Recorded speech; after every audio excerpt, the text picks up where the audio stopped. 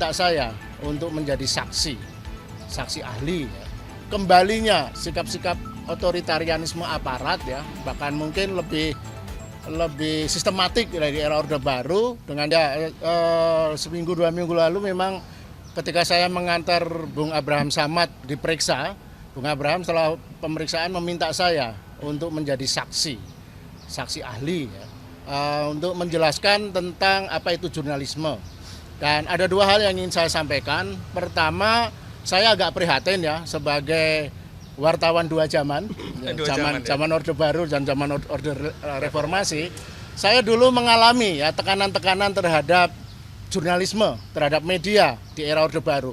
Tapi bahkan saat itu tekanannya itu ya namanya waktu itu era otoriter kan, kita masih bisa maklumi.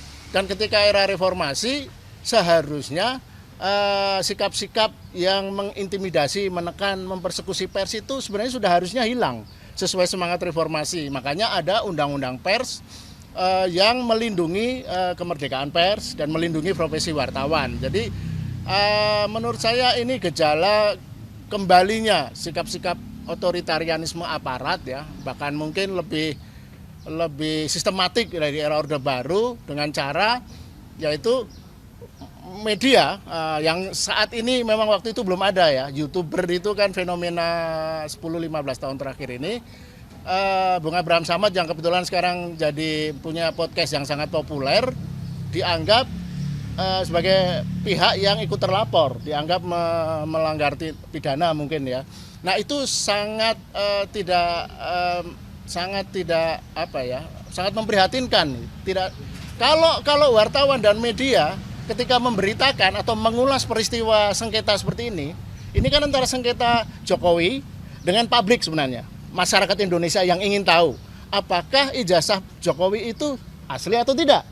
Nah, kalau media memberitakan itu kemudian dilaporkan menjadi pihak yang kemungkinan ikut terlibat dalam pelanggaran, ya nanti semua wartawan tidak bisa melakukan kerjanya, teman-teman nggak bisa bekerja sini. Sedikit-sedikit harus dilaporkan dan harus diperiksa dan sebagainya. Nah, itu satu. Jadi gejala kembalinya sikap-sikap otoritarianisme aparat dalam mempersekusi atau menekan wartawan.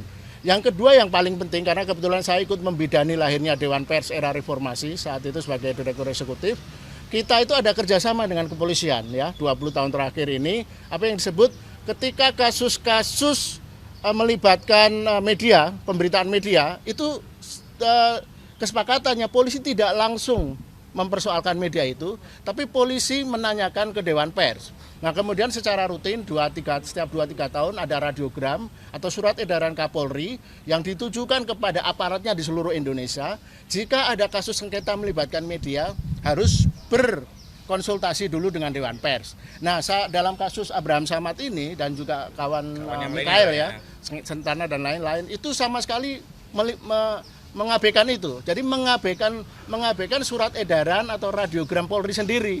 Jadi yang melanggar itu justru aparat yang melakukan penyelidikan saat ini. Itu seharusnya tidak begitu. Jadi harus semacam konsultasi, koordinasi dengan Dewan Pers, apakah media bisa dianggap melakukan pelanggaran.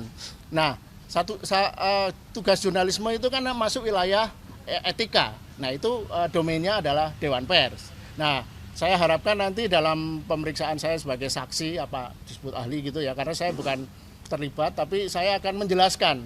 Saya akan memberi pelatihan tingkat dasar kepada bapak-bapak polisi yang memeriksa saya, bagaimana memahami jurnalisme dan etika media.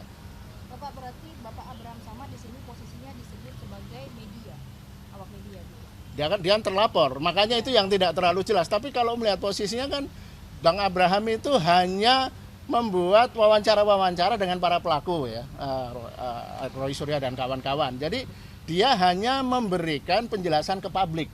Tugas wartawan itu kan menjadi mata dan telinga publik, agar publik mendengar langsung, memahami dan melihat apa yang terjadi. Berarti Abraham termasuk media, jurnalis gitu, iya. Dalam jurnalistik gitu. Jelas. Jurnalisme baru ya, YouTuber itu. Jadi nanti akan saya tegaskan bahwa apa yang membedakan jurnalisme dan bukan jurnalisme itu satu saja sebenarnya.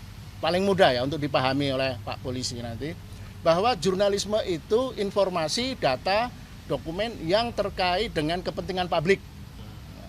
Jadi kalau tidak ada kepentingan dengan publik, itu hanya informasi biasa. Infotainment bukan jurnalisme. Karena itu hanya untuk menyenangkan orang yang hobi ngegunjing ya, infotainment misalnya itu. Nah, kalau ini menyangkut kepentingan publik, kepentingan negara bahkan, menyangkut keaslian satu ijazah yang dipunyai presiden asli atau tidak, itu harus pasti, harus jelas. Itu rakyat harus tahu.